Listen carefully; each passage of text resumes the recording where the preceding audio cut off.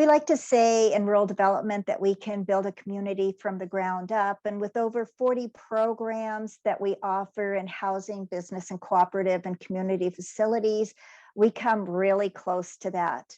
And I'm going to mainly speak about the business programs because that is the focus of this presentation. So the goal of our business programs is to promote a dynamic business environment across rural Montana, and that includes our 7 tribal reservations.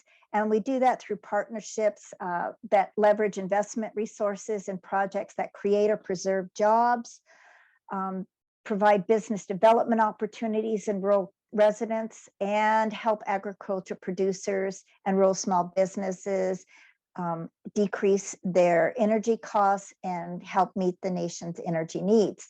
Next slide, please.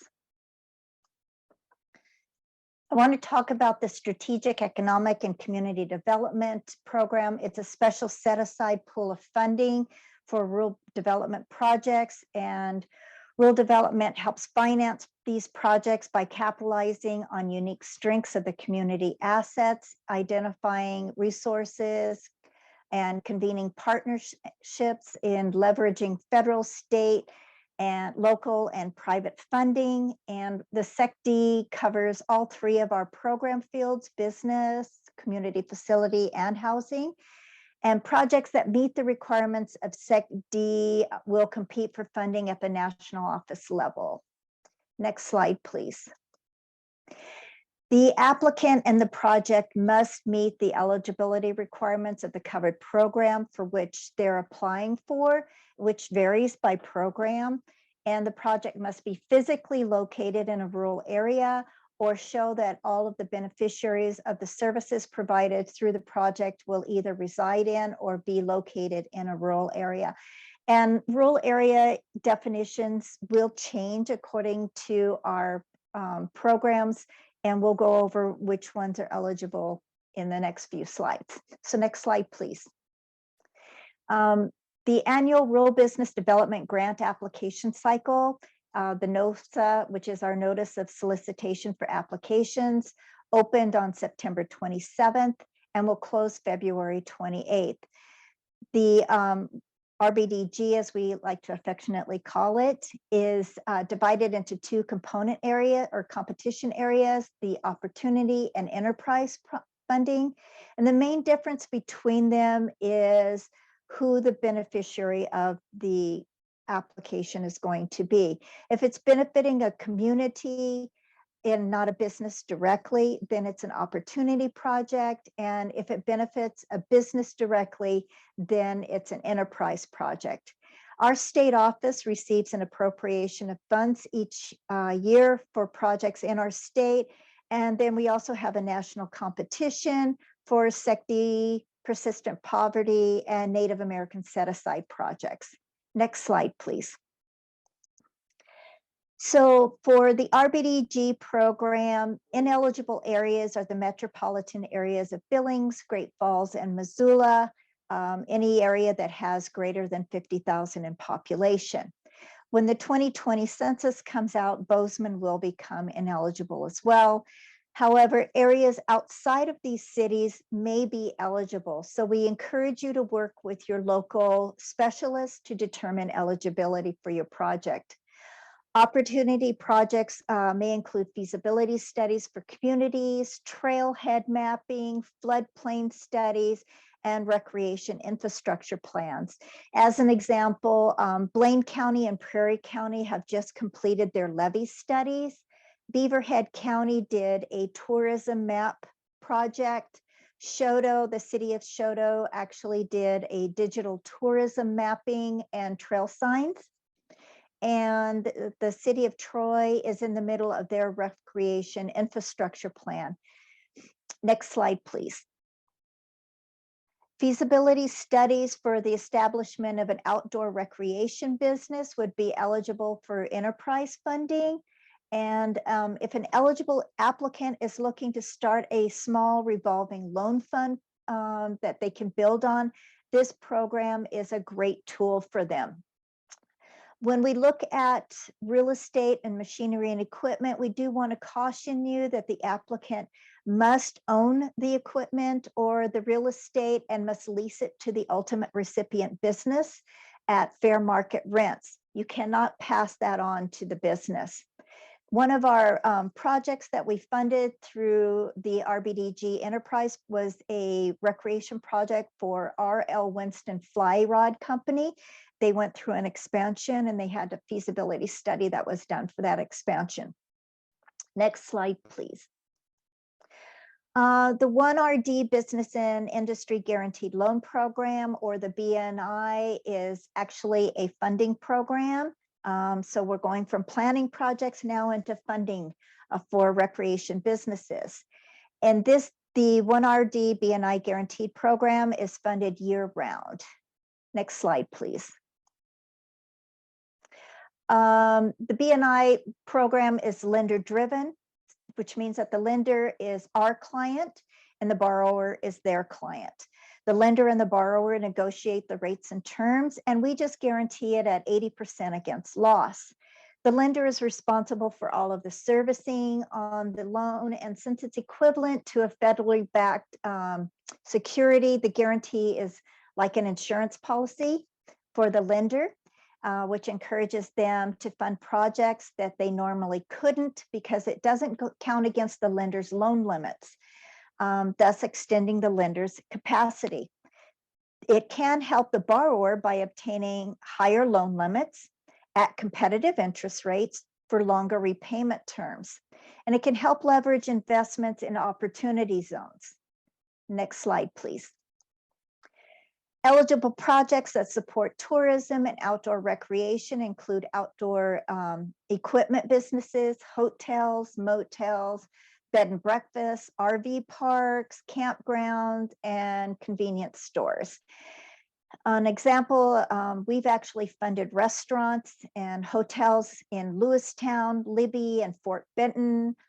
We did the Sportsman Ski House, and we've also done some golf club houses. We can't actually do the golf club courses, but we can do any of their, like the houses or the, what do you want to call them? Equipment sales places. Debt right refinancing of the lender's current existing debt with the borrower is also an eligible project, so long as it will improve the cash flow of the business and retain jobs. And the lender may also take out other financing, which includes SBA loans. So they have a lot of flexibility with the BNI program. Next slide, please. So here are our loan limits. Maximum loan size is 25 million. We can go up to 40 million if it's for industrial projects. The maximum loan terms for working capital, machinery and equipment, and real estate. We do want to say that if it's for machinery and equipment, it's 15 years or the useful life, whichever is less. The interest rates are negotiated between the lender and the borrower, and they can be fixed or variable. And the lender fees must be reasonable and customary. There are some fees with the USDA BNI, and that's 3% at when the guarantee is issued, but that can be part of the loan structure, so it can actually be funded out of the loan funds. And there is a 0.5% annual renewal fee based on the principal balance of the guarantee on December 31st. And the annual fee can be wrapped into the lender's servicing fees, so it's collected each month, and then the ultimate recipient business doesn't have to pay it on December 31st. The loans have to be fully amortized without balloon payments, and I think that is all of the points that I wanted to go over with this one. So next slide, please. For economic development organizations looking to start a revolving loan fund for portfolio, the Rural Micro Entrepreneur Assistance Program, or RMAP, is another fantastic tool for them to use. The agency will make direct loans to the micro lenders for the purpose of providing fixed interest microloans to rural micro entrepreneurs. for startup and growing businesses. And a micro entrepreneur business has 10 or fewer employees. So most of Montana's businesses will qualify for this program. Eligible micro lenders can also automatically be eligible to receive technical assistance grants. And if the economic development organization has other sources of loan funds, then we can actually just do technical assistance only grants to them. This program is competed for quarterly at the national office level. So next slide, please. Here's our maximum and minimum loan amounts. And then we also have an aggregate maximum of $2,500,000. So you can actually build this portfolio quite well. The interest rate starts out at 2%, but it'll decrease to 1% after the Economic Development Organization has 5 years of positive performance. So next slide, please. The purpose of the intermediary lending program, revolving loan fund, is to alleviate poverty and increase economic activity and employment in rural communities, especially disadvantaged and remote communities, through financing targeted primarily towards small and emerging businesses, in partnership with other public and private funding. These IRP applications compete quarterly at the national office level. Next slide, please.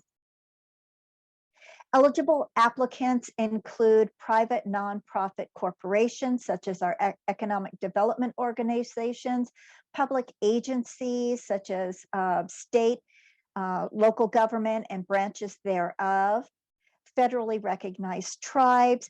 And if you are an incorporated cooperative, you have to have 51% or more rural residents as your membership to be eligible. Applicants must demonstrate that they have a successful history of assisting businesses and have experienced staff to carry out the necessary functions of the program. An ultimate recipient must be a U.S. citizen located in a rural area and must be unable to finance their project from their own resources or commercial credit. Eligible purposes include business acquisitions, when the loan will prevent the business from closing or there's a loss of jobs, real estate purchase, construction and improvements, purchase of machinery and equipment and supplies, pollution abatement, debt refinance if the refinance is necessary to create or retain existing jobs, and recreational focused businesses. They've done Mondack Marine in Glasgow. As you can see the picture, oh, you can't see the picture, I didn't have it on that slide presentation. We've done hotels, motels, bed and breakfast, restaurants, C-stores, and convention centers are some projects that we've helped with. Next slide, please. The intermediaries' loan limits are $2 million, and subsequent loans cannot exceed $1 million, with your maximum loan to an ultimate recipient is $250,000, or 75% of their total project. I do want to say that the maximum intermediaries portfolio can be 15 million. So there's a lot of growth with this fund. Ultimate recipient rates and terms are set by the RLF plan, and they're typically based on need, quality assessment of the borrower, and collateral. Next slide, please. If you're looking for an economic development organization to help you, they're not too far away. This map shows our revolving loan fund participants in red, and the ones that are in purple are the eligible EDOs. And this is by no means a comprehensive list, because we're adding our partners all the time. We're happy to hand out contact information for our EDOs. So if you need one, just call us. But right here are all of our IRP intermediaries and micro entrepreneurs and development organizations in the next slide. Ta-da! And so next slide, please. The Rural Economic Development Loan and Grant Program, or the Red Leg as we like to call it, is a direct loan program to electric and telephone cooperatives to promote rural economic development and job creation.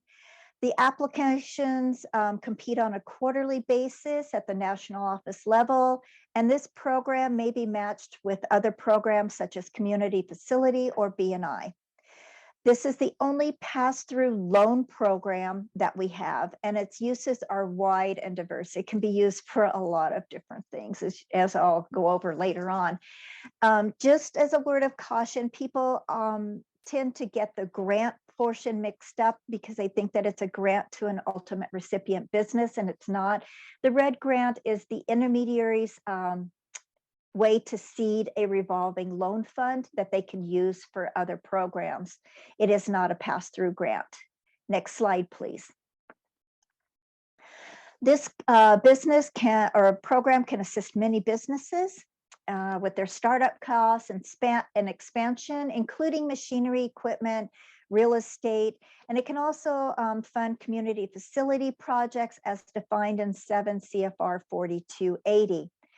Through this program, we funded hospitals with equipment for emergency rooms, ambulances, CT, MRI equipment, billing systems, as well as senior citizen centers, community multi-use event centers, and business equipment for a ticketing agency. And we've even done a rail line trestle system when it was flooded out. We helped pay for them to repair that. Next slide, please. The intermediary receives a loan or a grant from rural development at 0% interest for 10 years. And then they turn that over and reloan that to an ultimate recipient business at this, or community project at the same rates and terms.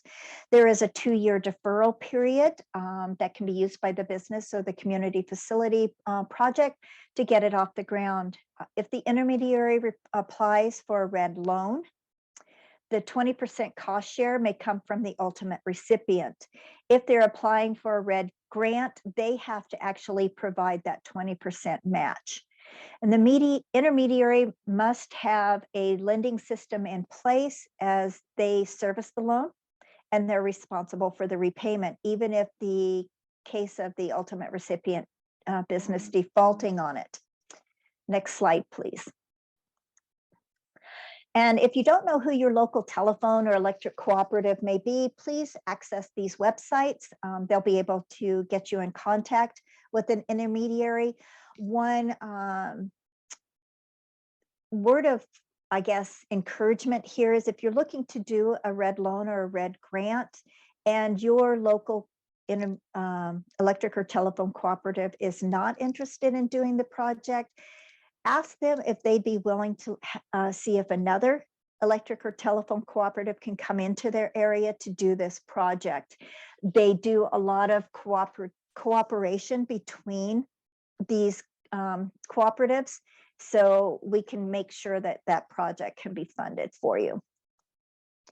Our last program is the Renewable Energy for America program, and this assists rural small businesses or ag producers to decrease their energy costs, consumption, and improve their bottom line. Next slide, please.